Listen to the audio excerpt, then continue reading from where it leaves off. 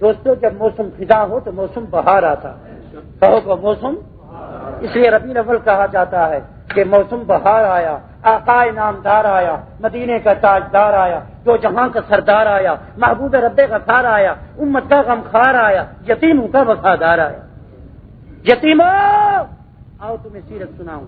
یتیموں لاوارثو نہ رو، تمہیں گلے سے لگا کر، تمہارے سر پہ ہاتھ شفقت کا پھیر کر، تمہیں کندھے پہ اٹھا کر عید پڑھانے والا نبی آ گیا. یہ ساری سیرت ہو گئی. تو یہ ساری سیرت حضور نے فرمایا وکافل الیتیم کہا کذا. حضور نے فرمایا من مس علی راس الیتیم فلو بکل شعرۃ حسنہ، جو یتیم کے سر پہ شفقت سے ہاتھ پھیرے ایک ایک بال کے بدلے خدا اس کو نیکی عطا کرے گا. حضور نے فرمایا بیت المکرم فیہ یتیم المکرم، وہ گھر شاندار ہے جس میں یتیم ہنس رہا ہو. حضور نے فرمایا سن لو آپ کو رلا دوں. آپ نے فرمایا اگر تمہارا بچہ تمہارے ساتھ جا رہا ہے، حسین دل نشین ماجبین نازنین بہترین، ہاتھ میں لڈو اچھلتا کودتا کھیلتا جا رہا ہے، سامنے ایک بچہ نظر آیا، آنکھوں میں سرما نہیں، سر میں تیل نہیں، کپڑے پھٹے ہیں، حال اجڑا ہے اور پسینہ پسینہ ہے. اس کا ابا نہیں کہ انگلی پکڑے، اماں نہیں کہ منہ دھوئے. میرے محبوب نے فرمایا خدا کی غیرت سے ڈرنا، اس یتیم کے سامنے اپنے بیٹے کو پیار نہ کرنا، اپنے بیٹے کو لڈو دے کے نہ دینا، بوسہ نہ دینا. ایسا نہ ہو کہ یتیم کو ابے کا پیار یاد آ جائے. مولا کبھی میں بھی ابے سے ناز، اماں کا ناز اٹھاتا تھا. مولا اپنا ابا نہ اماں ہے، فرما خیال کرنا خدا کی غیرت کو نہ للکارنا.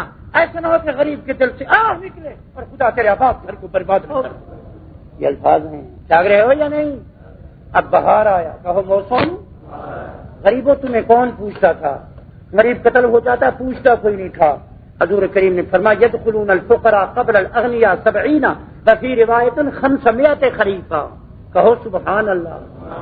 آج امیروں کی تردید نہیں کرتا، عبد الشکور اتنا کہتا ہے حضور کا ابا اور اماں بھی غریب تھے، نبی آیا تو وہ جھوپڑی غریب تھی، نبی کو جس دائی نے اٹھایا غریب تھی. حضور جب مدینے پہنچے جس گھر میں ٹھہرے ابو ایوب انصاری وہ غریب تھا. زور سے بولو کیا تھا؟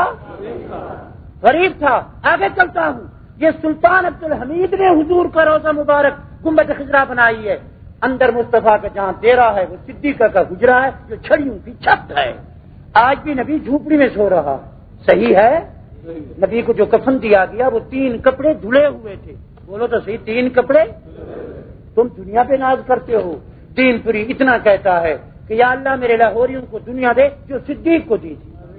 دنیا ہو، کہو دنیا. نمے گویم کہ ہر دنیا جدا باز، باہر کارے کے پاشی با خدا باز. دنیا ہو صدیق والی، دنیا ہو عثمان غنی والی، قارون والی نہ ہو. آمین کہو. صدیق نے کلمہ پڑھا تو 45,000 دینار نقد کیش تھا. ہجرت پہ روانہ ہوا تو 5,000 دینار لے کر گیا. میرے لاہوریوں جب فوت ہوا تو کفن بھی پرانا تھا، کچھ بھی نہیں تھا، سب کچھ نبی کی جوتی میں لٹا دیا. بی بی عائشہ نے کہا ابا جان کیسا کفن دوں؟ فرمایا پیسے ہیں؟ جی ابا.